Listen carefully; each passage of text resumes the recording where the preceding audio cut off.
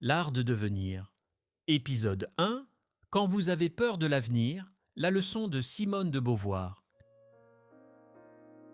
Il y a un jour particulier, qui arrive sans prévenir. Vous vous réveillez, la maison est calme, vous allez à la salle de bain, vous vous lavez le visage et, en levant la tête, vous hésitez. Pendant une fraction de seconde, la personne qui vous regarde dans le miroir vous semble étrangère. Vous voyez les marques, le poids sur vos paupières, les cheveux gris. Mais à l'intérieur, vous entendez la même voix qu'à 20 ans, le même désir, la même soif de vivre. Il existe un décalage brutal entre ce que vous ressentez et ce que le monde dit que vous êtes formidable devenu. La société vous regarde et voit le passé. Elle voit quelqu'un qui devrait commencer à se retirer de la scène, qui devrait parler plus bas, qui devrait céder la place. Cette déconnexion fait mal. Simone de Beauvoir, l'un des esprits les plus brillants que la France ait jamais produit, l'a ressenti dans sa chair. Elle s'est regardée dans ce même miroir et a ressenti la terreur de voir son corps changer alors que son esprit restait aussi vif qu'un rasoir. Elle a appelé cela la découverte de la finitude. Mais je ne suis pas ici pour parler de la mort.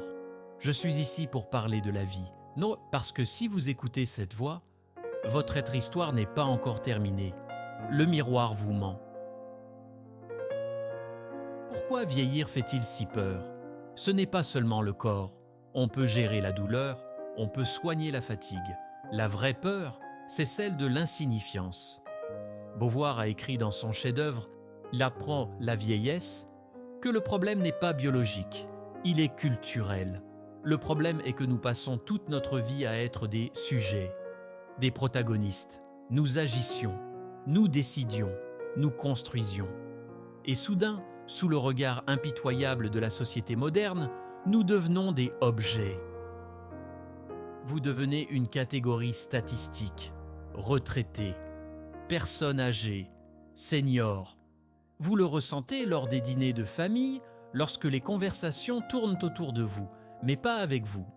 Vous le ressentez sur le marché du travail, lorsque votre expérience est considérée comme obsolète. C'est une violence silencieuse. Ils essaient de vous convaincre que le temps de vos désirs est révolu, que désormais, il ne vous reste plus qu'à vous souvenir. Et si vous acceptez cela, si vous acceptez ce rôle passif, votre âme tombe malade. La déprime de l'âge ne vient pas des rides, elle vient du renoncement. Elle vient du fait de baisser les bras avant la fin de la bataille. Mais Simone nous a donné la clé pour échapper à cette prison. Comment rester vivant dans un monde qui attend que vous disparaissiez ? La réponse de Beauvoir tient en un seul mot, les projets. Écoutez attentivement. La vie n'a de sens que tant que nous sommes poussés vers un objectif. Beaucoup tombent dans le piège du repos bien mérité. Ils ont travaillé pendant 40 ans et veulent désormais ne rien faire. Attention, le rien est une répétition de la mort. Pour Simone, bien vieillir, c'est refuser d'arrêter de créer. Regardez l'histoire. Goethe a terminé Faust à 80 ans. Monet, presque aveugle, a peint ses chefs-d'œuvre dans le jardin de Giverny. Ils n'étaient plus jeunes physiquement, mais ils étaient jeunes d'esprit parce qu'ils avaient un projet. Quel est votre projet aujourd'hui ? Pas ce que vous devriez faire, mais ce que vous aimez faire. Peut-être que ce n'est plus gravir les échelons de l'entreprise. Peut-être que votre projet est désormais intérieur. Cela peut être d'écrire vos mémoires, d'apprendre le grec, de cultiver le jardin le plus complexe du quartier, d'aider quelqu'un qui souffre, de comprendre la philosophie. Le travail existentiel est ce qui vous fait vous lever le matin, non par obligation, mais par curiosité. Tant que vous avez un demain dans votre agenda, vous n'êtes pas vieux. Vous êtes un bâtisseur. La vieillesse ne commence que le jour où la curiosité meurt. Et voici le secret que les jeunes ignorent. Le secret que seuls ceux d'entre nous qui ont parcouru un long chemin ont découvert. Il existe une liberté enivrante dans la maturité. Quand vous étiez jeune, vous étiez esclave. Esclave de l'opinion des autres. Esclave du besoin de prouver votre valeur. Esclave de la biologie et des hormones. Et maintenant, les chaînes se sont brisées. Beauvoir, bien qu'athée, a touché ici à quelque chose de profondément spirituel, la transparence de la vieillesse. Vous n'avez plus besoin de faire semblant. Vous savez déjà qui vous êtes. Les masques sociaux tombent. Si vous ne voulez pas aller à la fête, vous n'y allez pas. Si vous voulez dire la vérité, vous la dites.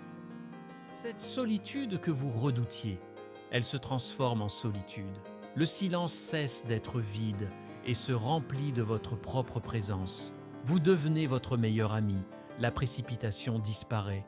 Et lorsque la précipitation disparaît, vous pouvez enfin voir la beauté que la course effrénée cachait, le goût du café, la couleur du ciel, le bruit du vent. Ce n'est pas un déclin, c'est une ascension. Vous échangez la quantité de temps contre la qualité du temps. Mon ami, ne laissez personne vous dire que votre heure est passée. Simone de Beauvoir nous a appris que la vieillesse est le destin de tous, mais que la manière dont nous la vivons est notre choix. Refusez d'être un objet sur l'étagère de l'histoire.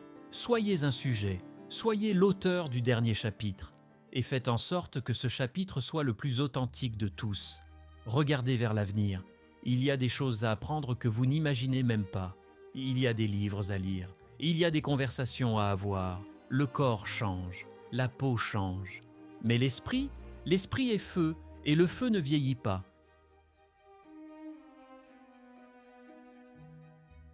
Si vous sentez cette flamme brûler encore en vous, même faiblement, si vous refusez l'invisibilité, je veux que vous preniez un engagement envers vous-même, ici et maintenant. Fermez les yeux pendant une seconde, respirez profondément et dites-vous ou écrivez dans les commentaires pour que l'univers le lise.